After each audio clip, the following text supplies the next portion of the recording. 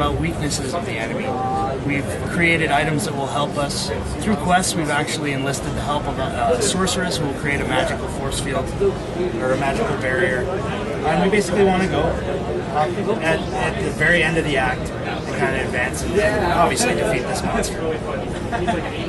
I mentioned, the scale of the areas is much bigger, but that's not the only place that we want the scale to be more important and more impressive. So we have the scale of the areas, the importance of the events, where the original Witcher was sort of focused on the events in one kingdom of Temeria. This is, kingdoms are quarreling, game's titled Assassins of Kings, so there are attempts on the lives of kings happening, there are kind of global issues at hand. So we've moved to the end of the act. We're hopping down to, I suppose, the arena where we know this monster is. And then we'll see, not only is the story bigger, the areas are bigger, but the enemies can also get quite a bit bigger.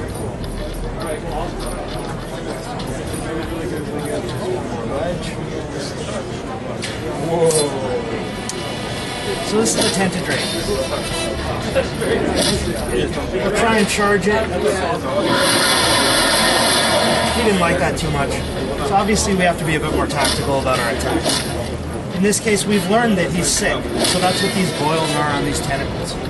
We have our spell that is a magical trap. The player will realize that that's a good way to trap this tentacle. Now we can attack the weak spot. Tomek will use his strong attacks because that happens to be how he's specialized at this point. Were he specialized in his faster attacks, he could use those, but it may take a few more attempts to actually take off one of these tentacles. I don't know about you guys, but if somebody cut my tentacle off, I would probably be pretty upset.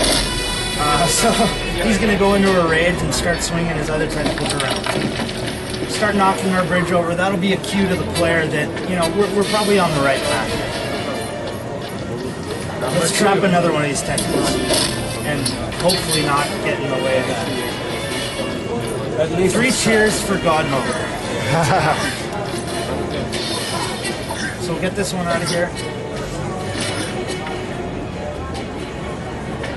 Again, at this point, the enemy will start adapting its tactics.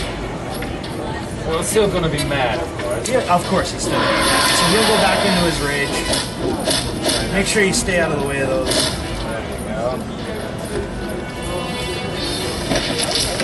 And again, he's knocking a little bit more off of that bridge. Could be something to it. So the monster now is going to retreat, or try to retreat. However, he does have this magical barrier there. And he'll try and switch his attacks. He's using a new type of attack, which will basically get us stuck there. We have to free ourselves before he brings down the hammer. So let's get that third tentacle out. Just in time. Half success. Just about. So let's get rid of this one.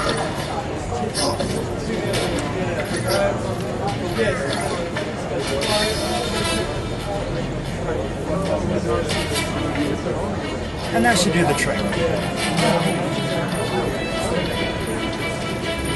Or not. He'll try and retreat, but again, because of the barrier, he's not able to. So in this case, we have to watch the screen. Try not to get whacked. Now we'll see the prompt. Tomek will choose the right moment, hop on the tentacle, and now we'll start trying to drive that tentacle toward the bridge. Just have one more thing to do here. Done some more damage, jump off right at the right time.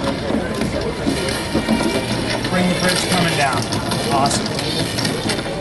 Mission accomplished. Almost. Not quite. He'll start throwing some boulders around. Try and get around him this way. But that's probably not the best idea, because he does still have that tentacle there blocking the path, and he'd just wipe us away. So let's see if we can hop up onto this. Again, he doesn't want to die yet, so he's going to keep whacking us. We just have to time our run perfectly. Tomek's already done this a few times, so he's pretty good at it. This is the bomb we've created throughout the quest. This happens to be the end of Act 1. Audio's placeholder, obviously, non-existent. And that's The Witcher 2. So we're aiming at it. Currently it's PC exclusive. The engine is obviously capable of console development. We've already built in support for console controllers. We'd like to approach the console development, obviously would help us expand the audience and introduce it to a new audience, but 1.5 million copies sold, I think we kind of proved that hardcore RPGs on the PC can still be very successful. And I think that with the new engine and the reputation that we've had already with the original, we can really do a good job. So we're looking at Q1 next year on PC, and that's the game.